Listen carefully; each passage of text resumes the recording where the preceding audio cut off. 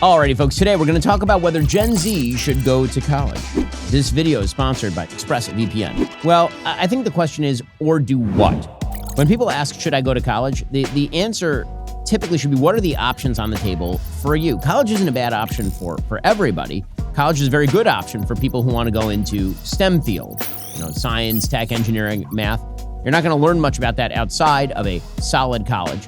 And the reality is that while we say that we're going to self-educate, there is a portion of the population that is going to self-educate and doesn't need to actually go to college. The people who are going to go start startups in Silicon Valley or something. But the vast majority of people do need some sort of intellectual, educational structure in order to learn the things that allow them to progress to the next level of their life and their career. And so doing that in the context of a useful pursuit, sure, college might be good for you. But for a lot of people who are going to college, the answer is no. You're racking up hundreds of thousands of dollars in debt in order to get a major in sociology or in education that theoretically you could just get that education elsewhere or go into the workforce. And the way that college has evolved over the course of time in the United States is quite fascinating. It used to be that colleges were there not only for the inculcation of job skills, but to make you a good citizen. If you go back and look at the original statement from, say, King's College, which became Columbia University, it literally said that the goal was to inculcate beliefs in citizenship and religion alongside a secular education so that you could actually become a good citizen and part of your community. We got rid of that in the early 20th century, and we moved toward the job model, which was you don't need sort of a general education. What you really need more is the education for an actual job. And by the mid-20th century, that certainly became the way that we thought about college. And then we moved beyond even that, and now college is basically someplace you go for 4 years to rack up debt, drink, and sleep around.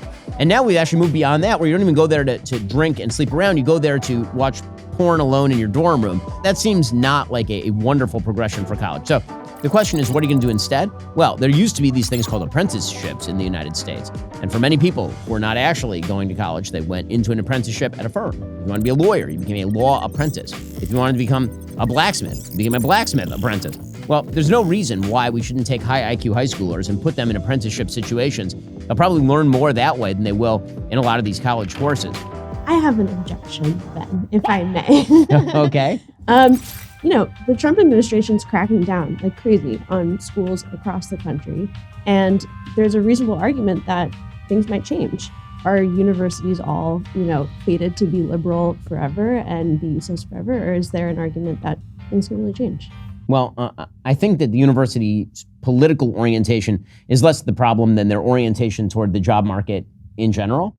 And I think that the use of universities to inculcate civic virtue, that's gone for a long time. I don't see that coming back anytime in the near future. But thanks for stopping by. That was super weird. My pleasure. Free online services like Facebook and Google actually charge you by using your personal data. They track your behavior. They sell that information to advertisers. When something is free, you're not the customer. You are, in fact, the product being sold. Your digital self is traded to unknown entities who may want to sell you products, influence your political views, or even manipulate your vote. To reclaim your privacy and protect yourself online, you should use ExpressVPN. Without a VPN, your internet provider can legally track and sell your browsing data in the United States. Meanwhile, data brokers collect your information across websites and apps, creating detailed profiles of you through your IP address. ExpressVPN solves this by routing all your activity through encrypted servers, preventing your ISP from seeing or selling your data, while also hiding your IP address so brokers can't actually track you. I use ExpressVPN all the time. I've been on the road a lot. Going to be on the road a lot more in the future for the book tour.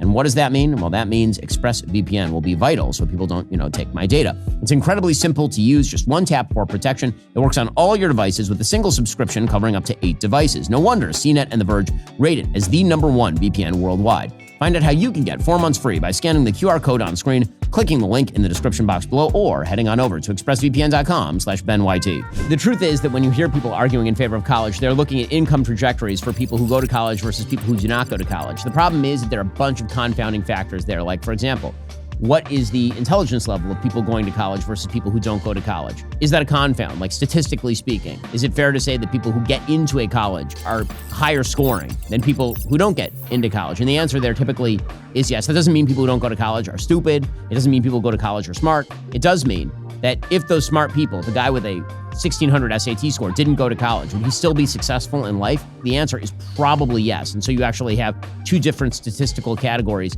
that are being conflated. You'll see people conflate all sorts of majors, as though if you major in engineering, that is the same thing as majoring in sociology or lesbian dance theory.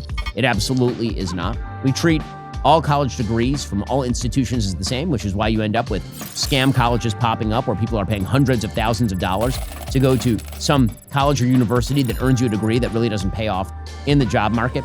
There's been all sorts of serious problems with the sort of inflation of degrees and credentialing, which means that a bunch of jobs that didn't used to require a college degree now require a college degree.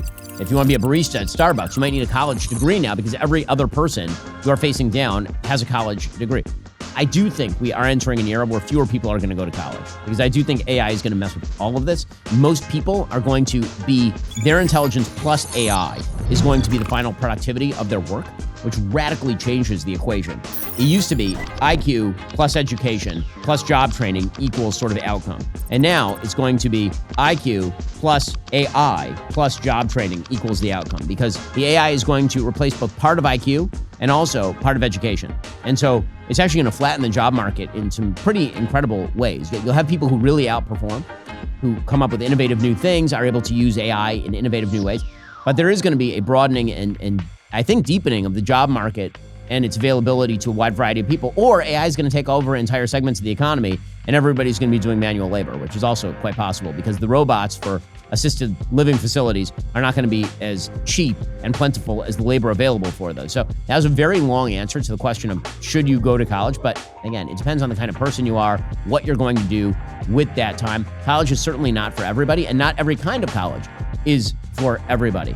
And if you are going to go to college, if that's a decision you decide to make, I would recommend very strongly looking at the ideological leaning of the college, whether the education is worth the actual amount of money that you are paying in, whether you ought to go to a startup institution like University of Austin or check out Hillsdale College. These are all considerations. I think everybody wants a sort of one-size-fits-all here. I don't think there is a one-size-fits-all.